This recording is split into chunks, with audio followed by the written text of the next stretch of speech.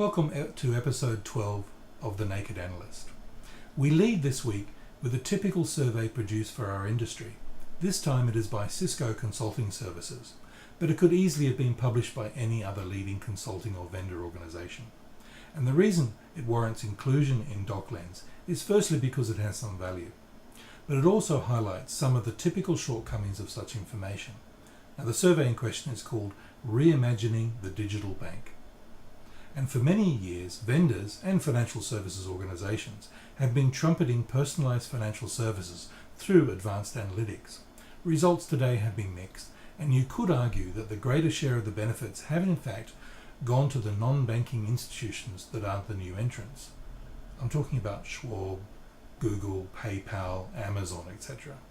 Now, the report, as I mentioned, has some flaws, mainly in its scope and vision. Where are the deeper discussion on new entrants?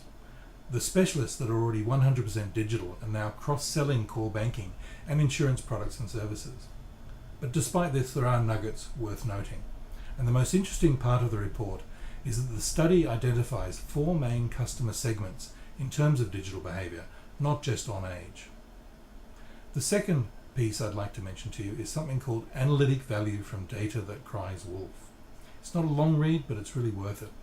The author points out that the data can easily mislead, and it is vital to understand the trade-offs between false positives and false negatives. He then goes on to explain the strategies to avoid such issues.